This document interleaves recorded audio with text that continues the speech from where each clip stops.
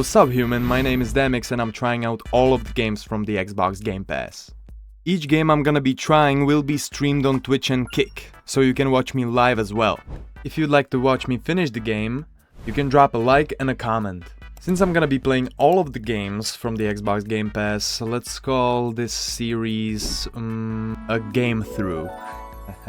Anyway, the first stream was on Thursday and I played this game called 1000xRESIST, which is an adventure video game from 2024, developed by Sunset Visitor and published by Fellow Traveler Games. So in this video I'm gonna be breaking down the story, telling you my thoughts on the game, and showing you some of my gameplay. So, spoilers ahead.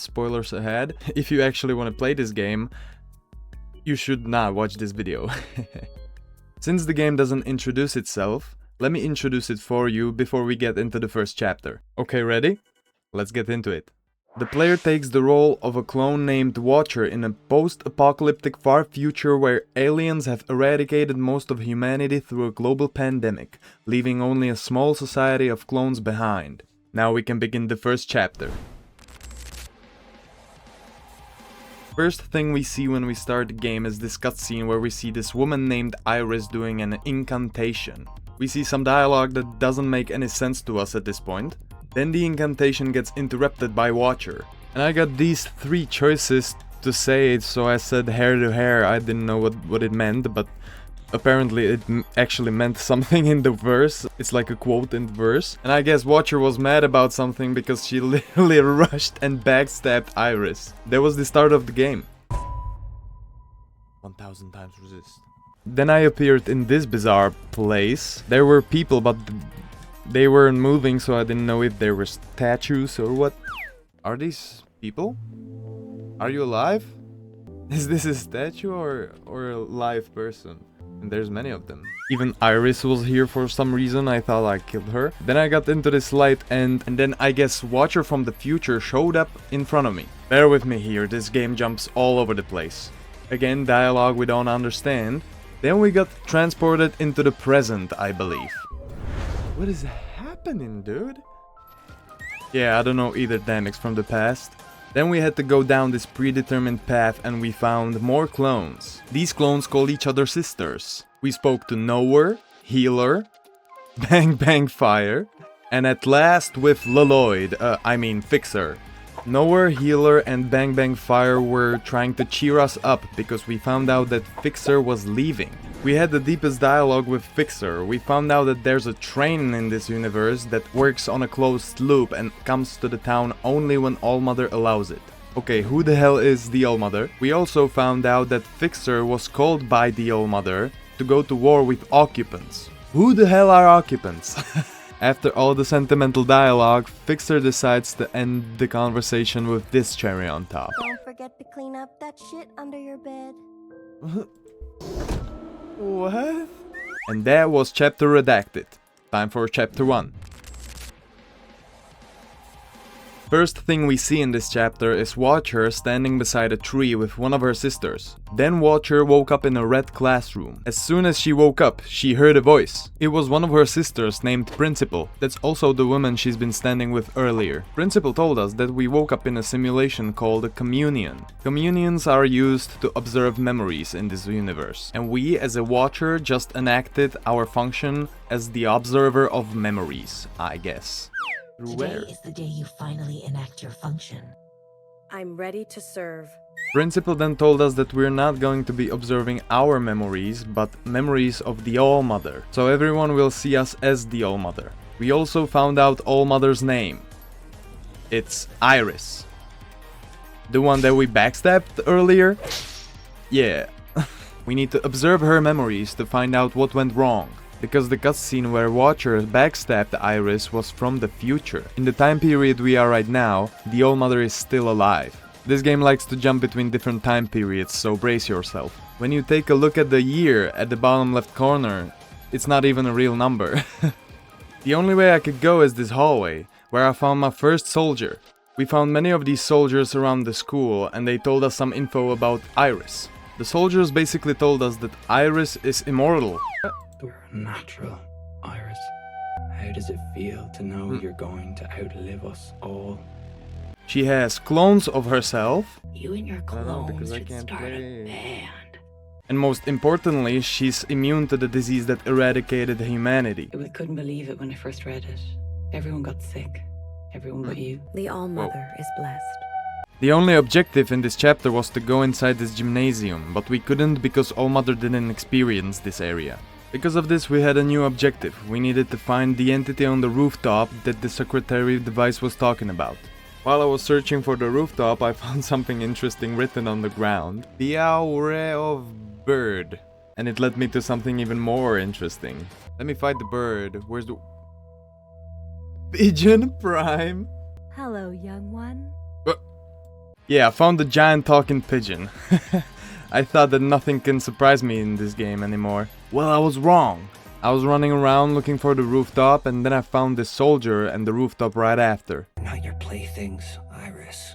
Just hurry, please. I don't like it here. Reminds me of too many unpleasant memories. None of the soldiers I talked to were happy to be here. Seemed like they were forced to be here. So this is why we're here. Johnson the 50.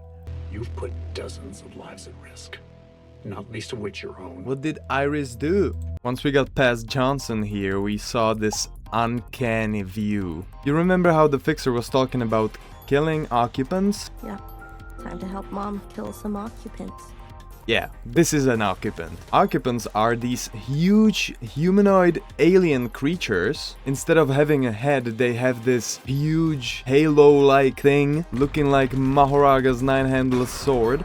And they are the cause of the apocalypse in this universe. Okay, so a quick recap before we continue. The All-Mother is Iris. She is immune to the disease that the occupants spread.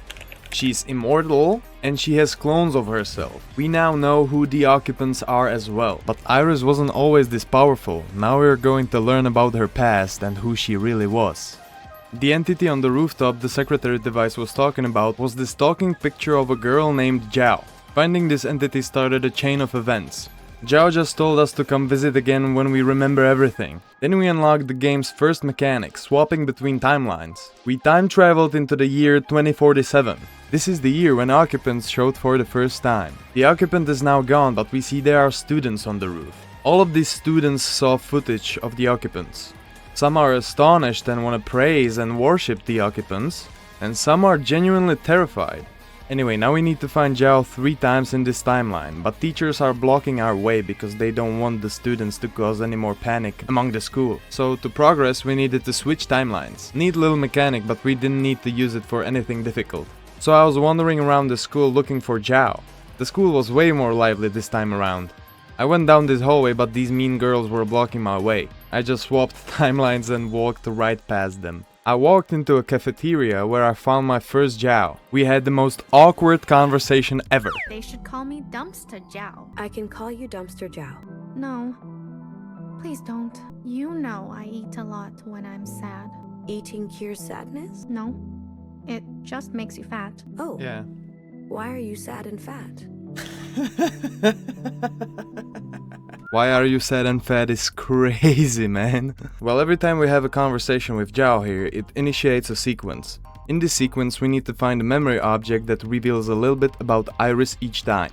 After we find the memory object, we need to find Zhao and Iris and listen to their backstory. Let me walk you through all 3, but first a little context. So both Zhao and Iris were immigrants from China.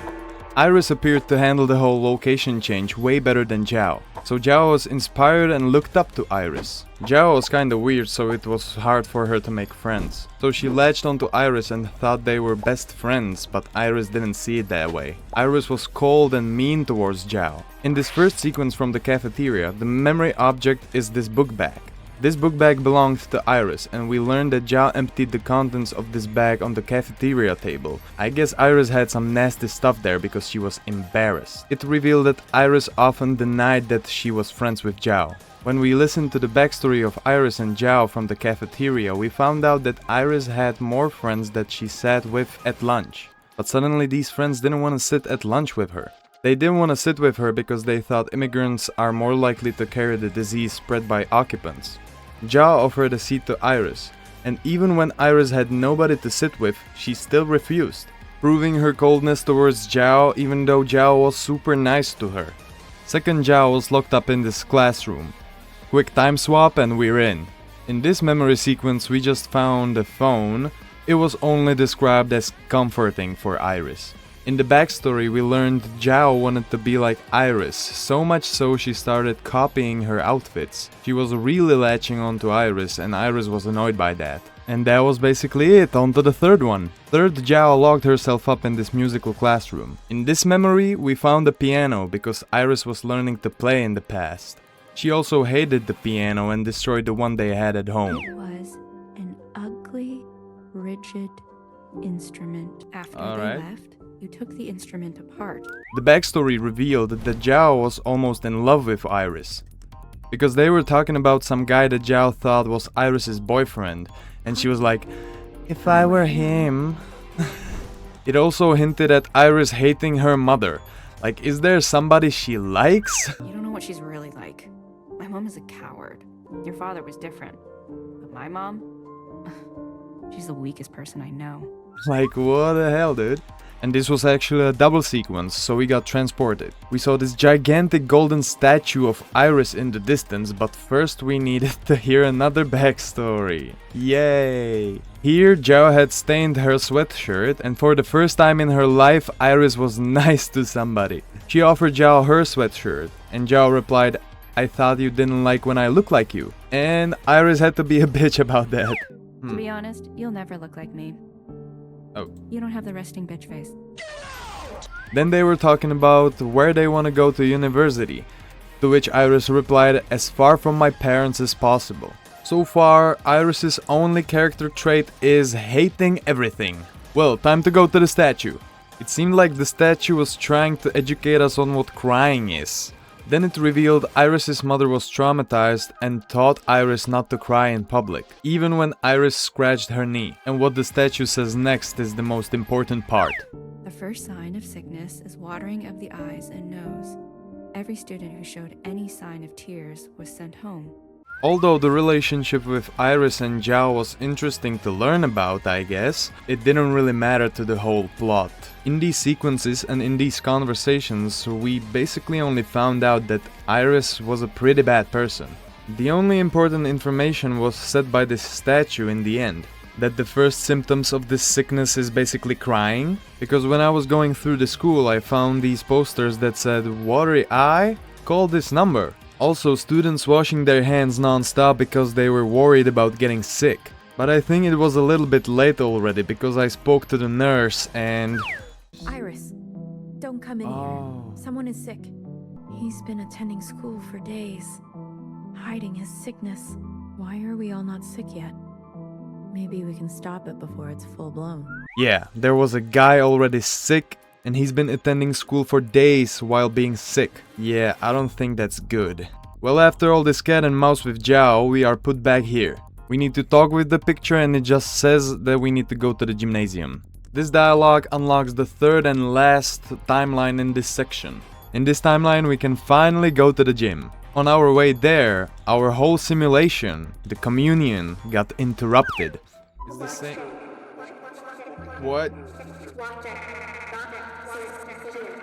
I'm detecting an intrusion. There's a third active agent in this communion. Nothing seemed to be wrong apart from this glitch. But this intrusion broke the whole communion, because once we got into the gym, we got transported again, and this time into a corrupted memory. Watcher and the secretary device were confused on what's happening. But we were basically in a memory we weren't supposed to see. So in this memory, Zhao is mad because Iris spread some rumor across school. The game never tells you what the rumor is.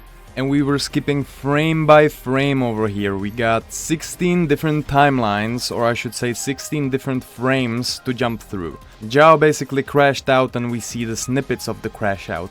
But halfway through, her eyes begin to water.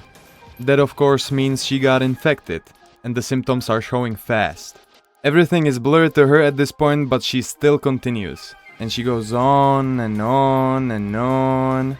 And we see this occupant waiting for her in the distance. After she got right in front of him, everything went black. Then the game played out the weakest chase sequence I've ever seen. Alright.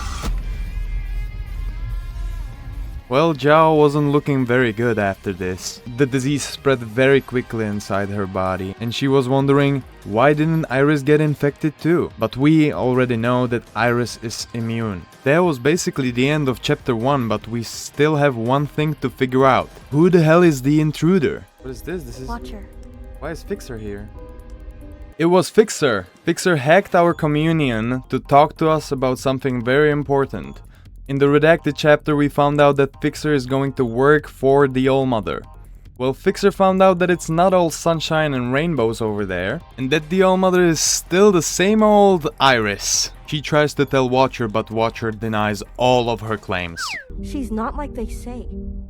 Nothing is like what they told us. She hits us. I guess it's her We right. exist for her. She denies us immunity. A test? Maybe it's a test. A test of she whispers to an occupant. Pause.